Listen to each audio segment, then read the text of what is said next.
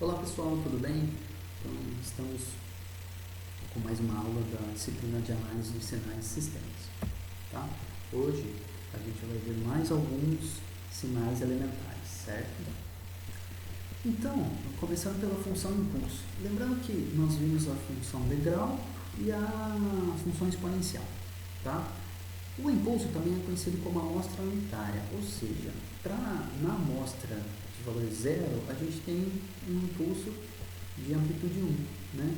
Então, esse impulso ele vale 1 quando ele for igual a zero, ele vale 0 quando ele for em qualquer outro lugar que não seja o zero, na amostra zero. Tá bom? A mesma ideia vale para a parte contínua, né? O caso contínuo. Então, ele é zero para qualquer instante t diferente de zero, tá bom? E ele é 1 em t igual a zero, tá? É descrito aqui por uma integral, mas não é o foco a gente explorar isso aqui. Sabendo esses detalhes, a gente pode continuar tranquilo. Da mesma forma que a gente pode deslocar a função degrau, né? Nós vimos no último vídeo, a gente pode deslocar o impulso também.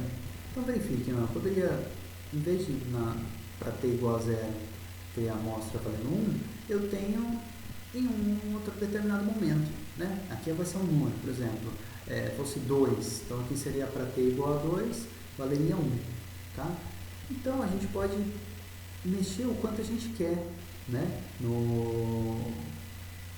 Tanto no caso contínuo como no caso discreto. Tá? Ou seja, se a gente deslocar aqui de valor k, né, a gente pode colocar um impulso em qualquer lugar aqui do eixo. Tá bom? Outro detalhe, então a função impulso ela se relaciona com a função degrau unitário pela fórmula. Né? Então, se eu pegar um degrau unitário original e fizer uma subtração com um degrau deslocado de uma amostra, eu vou ter um impulso, né? Uma amostra unitária para n igual a zero.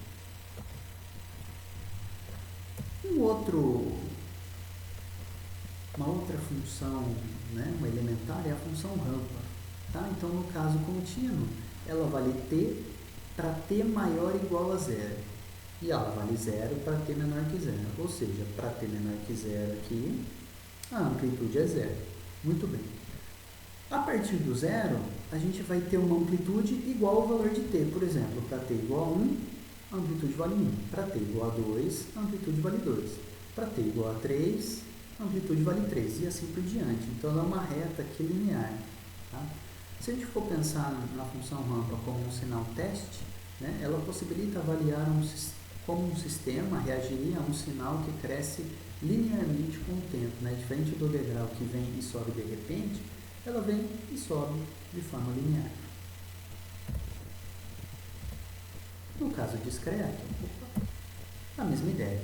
Tá? Ela vai valer n para n maior ou igual a zero, ou seja, e 0 caso contrário. Então, 0 vale 0, 1 vale 1, para n igual a 2 vale 2, para n igual a 3 vale 3, para n igual a 4 vale 4 e assim por diante. Tá? Deixa eu comentar um outro detalhe aqui. Eu poderia mudar o ângulo dessa reta. Por exemplo, se eu colocasse aqui, se eu mudasse a função rampa original, eu colocasse um 2 aqui, né? Então ela valeria 2t para t maior ou igual a 0. Né? Então, quando fosse 1 aqui, 2 vezes 1, 2. 2, 2 vezes 2, 4. 3, 3 vezes 2, 6. Então, eu consigo mudar o ângulo dessa rampa, tá? Mas a original é essa daqui. Muito bem. Da mesma forma que nós vimos na última aula, que a gente poderia explorar, fazer subtração, né, de duas funções degrau deslocadas para conseguir um outro sinal, né? A gente pode fazer a mesma coisa aqui utilizando agora uma função rampa e também a função degrau. Né? Então, elas podem especificar uma função com diferentes descrições matemáticas em diferentes intervalos. Então, imagine que vem um sinal vale 0, quando chega aqui no t igual a 0, ele começa a subir, uma rampa aqui, né? Aí de repente ele desce e continua para zero. Novamente não tem um sinal elementar que descreva esse carinha. Então eu poderia manipular tanto a função rampa juntamente com a função degrau para obter esse gráfico aqui. Vamos ver. Tá, como fazer isso?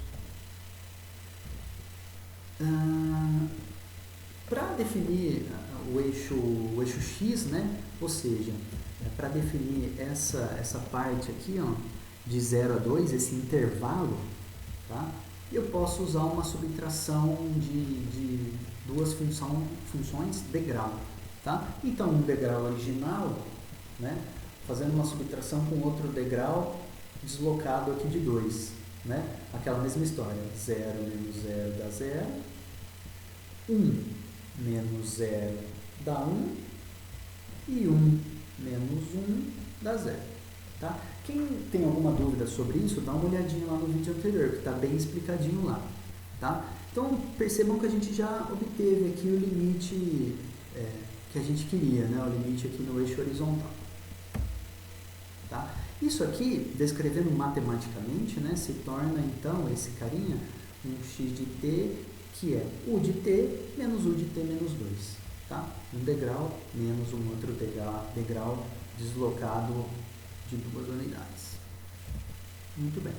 Agora, para finalizar, né, ou seja, para eu transformar esse cara aqui naquele gráfico que a gente queria, eu posso multiplicar por uma função rampa.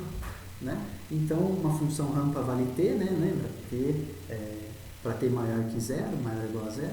A função rampa que multiplica u de t menos u de t menos 2. Como isso, né? Ó, vamos multiplicar esses dois gráficos aqui. 0 vezes 0 dá 0.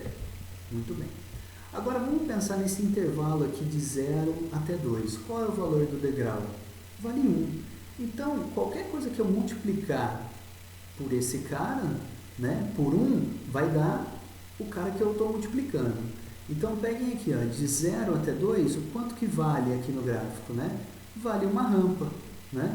Então, 1 vezes essa parte aqui me dá essa rampa aqui. Tá?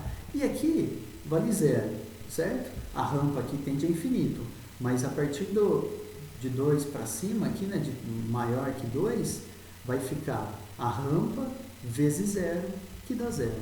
Então, multiplicando dessa forma aqui, a gente chega nesse gráfico aqui. Tá bom, pessoal? Então, espero que tenha sido proveitoso. Nos vemos na próxima.